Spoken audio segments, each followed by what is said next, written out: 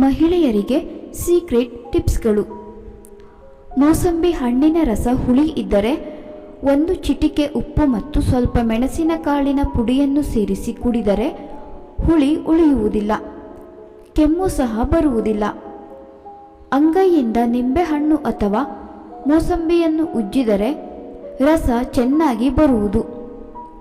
ಕಿತ್ತಳೆ ಹಣ್ಣಿನ ಸಿಪ್ಪೆ ತೆಗೆದು ತೊಳೆಗಳನ್ನು ಬಿಸಿಲಿಗೆ ಅಥವಾ ಓವನ್ನಿನಲ್ಲಿ ಕೆಲವು ನಿಮಿಷಗಳ ಕಾಲ ಇಟ್ಟರೆ ತೊಳೆಗಳ ಮೇಲಿರುವ ಬಿಳಿ ಸಿಪ್ಪೆಯನ್ನು ಸುಲಭವಾಗಿ ತೆಗೆಯಲು ಬರುತ್ತದೆ.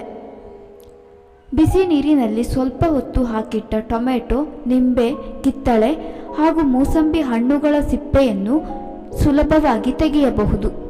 ಅನಾನಸ್, ಕಿತ್ತಳೆ ಹಣ್ಣುಗಳ ಶರಬತ್ತು ತಯಾರಿಸುವ ಮುನ್ನ ಅದಕ್ಕೆ ನಿಂಬೆ ಅಥವಾ ಹರಳೆಕಾಯಿಯ ರಸವನ್ನು ಸ್ವಲ್ಪ ಹಿಂಡಿದರೆ ರುಚಿ ಹೆಚ್ಚುತ್ತದೆ. ಹಣ್ಣಿನ ಸೀಕರಣೆಗೆ ತುಸು ಶುಂಠಿ ರಸ ಹಾಕಿದರೆ ಸ್ವಲ್ಪ ಹೆಚ್ಚು ಕಾಲ ಇರುತ್ತದೆ. ಹಣ್ಣು ಅಥವಾ ತರಕಾರಿ ಹೆಚ್ಚುವಾಗ ಚಾಕುವನ್ನು ಬಿಸಿ ನೀರಿನಲ್ಲಿ ಅದ್ದಿ ತೆಗೆದರೆ ಕೊಯ್ಯುವುದು ಸುಲಭವಾಗುತ್ತದೆ. ಹೆಚ್ಚಿದ ಸೇಬು ಮತ್ತು ಬಾಳೆಹಣ್ಣುಗಳನ್ನು ಸ್ವಲ್ಪ ಹೊತ್ತು ಇಡಬೇಕಾದರೆ ಅಥವಾ ಫ್ರೂಟ್ ಸಲಾಡ್ ತಯಾರಿಸುವಾಗ ಈ ಹೋಳುಗಳಿಗೆ ಚಿಟಿಕೆ ಉಪ್ಪು ಅಥವಾ ನಿಂಬೆ ರಸ ಹಾಕಿ ಮಿಶ್ರಣ ಮಾಡಿದರೆ ಕಪ್ಪಾಗುವುದಿಲ್ಲ. ಸಿಹಿ ಕುಂಬಳಕಾಯಿ ಮತ್ತು ಖರ್ಜೂರದ ಬೀಜಗಳನ್ನು ಬಿಸಿಲಿನಲ್ಲಿ ಒಣಗಿಸಿ ಸಿಪ್ಪೆ ತೆಗೆದು ಸಿಹಿ ತಿಂಡಿಗಳಿಗೆ ಉಪಯೋಗಿಸಬಹುದು. ಹೂಕೋಸು ಮತ್ತು ಮೂಲಂಗಿಗಳ ಎಳಸಾದ ಎಲೆಗಳನ್ನು ತರಕಾರಿಯೊಡನೆ ಬೇಯಿಸಿ ತಿಂದರೆ ಆಹಾರ ಜೀರ್ಣವಾಗುತ್ತದೆ. ಹುಣಸೆ ಚಿಗುರು, ಟೊಮೆಟೊ ಕಾಯಿ ಅಥವಾ ಮಾವಿನಕಾಯಿಗಳನ್ನು ಚಟ್ನಿಗೆ ಹುಳಿ ಬದಲು ಉಪಯೋಗಿಸಬಹುದು. ಅಡುಗೆ ಮಾಡುವುದಕ್ಕೆ ಮುಂಚೆಯೇ ತರಕಾರಿ ಹೆಚ್ಚಿಡಬಾರದು ಮತ್ತು ಹೆಚ್ಚಿನ ತರಕಾರಿಯನ್ನು ಹೆಚ್ಚು ಕಾಲ ನೀರಿನಲ್ಲಿ ಇಡಬಾರದು, ಏಕೆಂದರೆ ಜೀವಸತ್ವಗಳು ನಾಶವಾಗುತ್ತವೆ. ಕೊತ್ತಂಬರಿ ಸೊಪ್ಪಿಗೆ ಉಪ್ಪು ಹಾಕಿ ಕುಟ್ಟಿ ಪುಡಿ ಮಾಡಿ ಒಂದು ಭರಣಿಯಲ್ಲಿ ತುಂಬಿಟ್ಟರೆ ಅದನ್ನು ಮಜ್ಜಿಗೆಗೆ ಹಾಕಿಕೊಂಡು ಕುಡಿಯಬಹುದು. ಅವಲಕ್ಕಿಗೆ ಒಗ್ಗರಣೆಗೆ ಹಾಕುವಾಗ ಇದೇ ಉಪ್ಪಿನ ಪುಡಿ ಉಪಯೋಗಿಸಿದರೆ ಸುವಾಸನೆ ಬರುತ್ತದೆ. ಈ ಪುಡಿಯನ್ನು ಯಾವ ಅಡುಗೆಗೆ ಬೇಕಾದರೂ ಉಪಯೋಗಿಸಬಹುದು. ಸೌತೆಕಾಯಿ ತಿರುಳಿನಿಂದ ಚಟ್ನಿ ಮತ್ತು ಗೊಜ್ಜು ತಯಾರಿಸಬಹುದು. ಕಿತ್ತಳೆ, ನಿಂಬೆ, ಮೋಸಂಬಿ, ಹರಳೆಕಾಯಿಗಳ ಸಿಪ್ಪೆಯಿಂದ ಗೊಜ್ಜನ್ನು ತಯಾರಿಸಬಹುದು. ಬೂದುಗುಂಬಳದ ಸಿಪ್ಪೆಯನ್ನು ಎಸೆಯದೆ ಅದಕ್ಕೆ ಮೊಸರು ಮತ್ತು ಉಪ್ಪು ಹಾಕಿ 1 ದಿನ ನೆನೆಸಿ ಒಣಗಿಸಿದರೆ ಸಂಡಿಗೆ ಆಗುತ್ತದೆ. ಎಳಸಾಗಿರುವ ಮೂಲಂಗಿ ಸೊಪ್ಪನ್ನು ಸಾರು ಮಾಡುವಾಗ ಉಪಯೋಗಿಸಬಹುದು. ಕೋಸಿನ ಮೇಲೆ 1 ಚೂರು ಬ್ರೆಡ್ ಇಟ್ಟು ಬೇಯಿಸಿದರೆ ಕೋಸಿನ ವಾಸನೆ ಬೇಯುವಾಗ ಬರುವುದಿಲ್ಲ. ಬೆಂದ ಮೇಲೆ ಬ್ರೆಡ್ ತೆಗೆದು ತರಕಾರಿಯನ್ನು ಉಪಯೋಗಿಸಿ.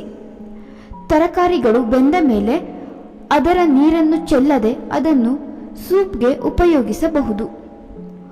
ಆಲೂಗಡ್ಡೆ ಬೇಯಿಸುವಾಗ ನೀರಿಗೆ ಸ್ವಲ್ಪ ಎಣ್ಣೆ ಹಾಕಿದರೆ ಬೇಯಿಸಿದ ಪಾತ್ರೆಯು ಅಲುಗುವುದಿಲ್ಲ.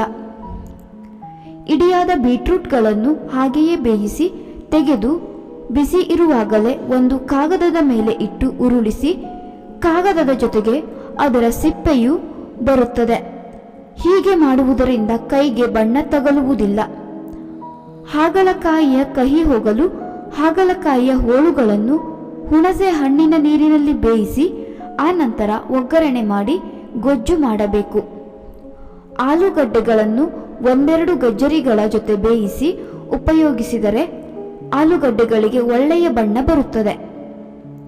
ತರಕಾರಿಗಳನ್ನು ಹಬೆಯಲ್ಲಿ ಬೇಯಿಸಿದರೆ ಅವುಗಳಲ್ಲಿನ ಜೀವಸತ್ವಗಳು ಬಹುಮಟ್ಟಿಗೆ ನಾಶವಾಗದೆ ಉಳಿಯುತ್ತವೆ. ಸಾರಿಗೆ ಹುಣಸೆ ಚಿಗುರನ್ನು, ಹುಳಿಸೊಪ್ಪುಗಳನ್ನು ಅಥವಾ ಪುಂಡಿ ಸೊಪ್ಪನ್ನು ಅಗತ್ಯವಿದ್ದಷ್ಟು ಬಳಸಿದ್ದಲ್ಲಿ ಹುಣಸೆ ಹುಳಿಯನ್ನು ಬಳಸುವ ಅಗತ್ಯವಿಲ್ಲ. ಮೆಣಸಿನಕಾಯಿಯನ್ನು ಬೀಜ ತೆಗೆದು ಬಳಸಿದರೆ ಖಾರ ತಗ್ಗುತ್ತದೆ. ಸೊಪ್ಪು ತರಕಾರಿಗಳನ್ನು ಬೇಯಿಸುವಾಗ ಹೆಚ್ಚಾಗಿ ಸೌಟಿನಿಂದ ತಿರುವಬೇಡಿರಿ, ಏಕೆಂದರೆ ಗಾಳಿಯಲ್ಲಿರುವ ಆಮ್ಲಜನಕವು ಸೊಪ್ಪು ತರಕಾರಿಗಳ ಜೀವಸತ್ವ ನಾಶಪಡಿಸುತ್ತದೆ. ಹಣ್ಣು ಹಾಗೂ ತರಕಾರಿಗಳನ್ನು ಹಿತ್ತಾಳೆ ಪಾತ್ರೆಯಲ್ಲಿ ಬೇಯಿಸಬೇಡಿ. ಮೂಲಂಗಿ ಕೋಸುಗಳನ್ನು ಬೇಯಿಸುವಾಗ ದೊಡ್ಡ ತುಂಡು ಶುಂಠಿಯನ್ನು ಹಾಕಿದರೆ ಕೆಟ್ಟ ವಾಸನೆ ಬರುವುದಿಲ್ಲ.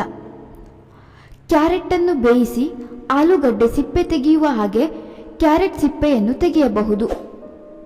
ಸೌತೆಕಾಯಿ, ಸೀಮೆ ಬದನೆಕಾಯಿ, ಟೊಮೆಟೊ, ಬದನೆಕಾಯಿ, ಪಡವಲಕಾಯಿ, ಸೋರೆಕಾಯಿ ಮುಂತಾದ ಶೀಘ್ರವಾಗಿ ಬೇಯುವ ತರಕಾರಿಗಳನ್ನು ಕುಕ್ಕರಿನಲ್ಲಿ ಬೇಯಿಸಬೇಡಿರಿ.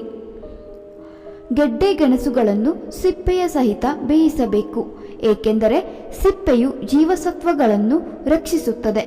ಸಾಧ್ಯವಾದಷ್ಟು ತರಕಾರಿಗಳ ಸಿಪ್ಪೆಯನ್ನು ತೆಗೆಯದೆ ಉಪಯೋಗಿಸಬೇಕು.